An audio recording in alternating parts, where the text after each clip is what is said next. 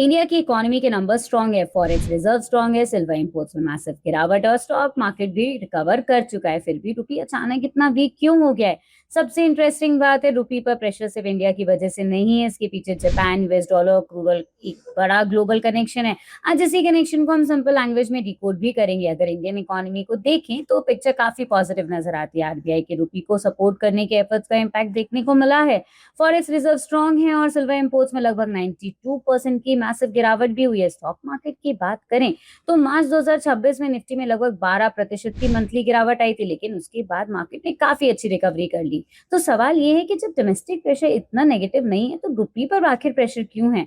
यहाँ से शुरू होती है असली कहानी। पहला कनेक्शन है Japanese yen. Recently Japanese yen में काफी वीकनेस देखने को मिली और यूएसडी जेपीवाई लगभग 164 तक पहुंच गया। इसके बाद इंटरवेंशन के चलते यूएसडी जेपीवाई नीचे आकर 155 के आसपास आ गया, लेकिन जैसे ही इंटरवेंशन का इमीडिएट प्रेशर कम हुआ, ट्रेडर्स ने दोबारा येन सेल करना शुरू कर दिया और यूएसडी जेपीवाई वापस से 159 के आसपास आ गया। यानी कि जापान येन को सपोर्ट करने की पूरी कोशिश कर रहा है, लेकिन मार्केट फोर्सेस अभी भी येन पर प्रेशर बना ही रहे हैं।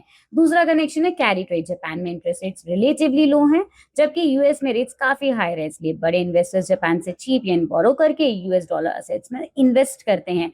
इससे येन पर सेलिंग और डॉलर पर बाइंग प्रेशर बढ़ता है और स्ट्रॉन्ग डॉलर का प्रेशर इंडियन रुपी जैसे इमर्जिंग मार्केट करेंसीज पर भी आ सकता है।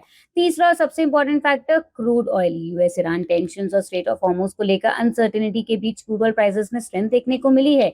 इंडिया अपनी क्रूड ऑयल रिक्वायरमेंट का रफली 80% इंपोर्ट करता है। सिंपल इक्वेशन समझते हैं, क्रूड ऑयल महंगा यानी कि इंडिया का इंपोर्ट बिल बढ़ा, यानी कि डॉलर की डिमांड बढ़ी। इन शॉर्ट रुपी पर प्रेशर। और अगर क्रूड ऑयल प्राइसेस हाई रहते हैं तो इन्फ्लेशन भी स्टिकी रह सकता है। अगर यूएस इन्फ्लेशन हाई रहता है तो फेड के लिए रेट्स जल्दी कट करना थोड़ा मुश्किल हो सकता है।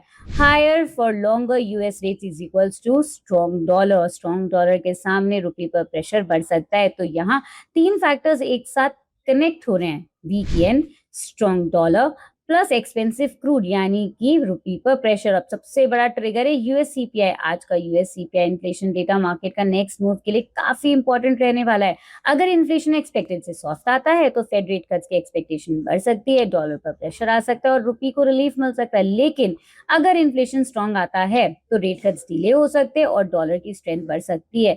ट्रेडर्स के लिए यूएसडी जेपीवाई का 160 लेवल भी इंपॉर्टेंट है। अगर यूएसडी जेपीवाई दोबारा 160 के ऊपर सस्टेन करता है तो जापान की तरफ से इंटरवेंशन रिस्क फिर मार्केट में डिस्कशन का टॉपिक बन सकता है। तो ओवरऑल पिक्चर एकदम सिंपल है। रुपी की वीकनेस को समझने के लिए सिर्फ इंडिया को देखना इनफ नहीं है, हमें Japanese yen, US dollar, US interest rates और क्रूड ऑयल सबको एक साथ ट्रैक करना होगा। अब आप मुझे ये बताइए कि यूएस सीपीआई के बाद रुपी को रिलीफ मिलेगा या डॉलर की स्ट्रेंथ और बढ़ेगी? कमेंट में अपनी व्यूज हमें जरूर शेयर करें और ऐसी मैक्रो इकोनॉमिक और करेंसी मार्केट अपडेट्स के लिए चैनल को जरूर फॉलो करें। तब तक के लिए bye bye, happy and safe. Investments in securities market are subject to market risks. Read all the related documents carefully before investing.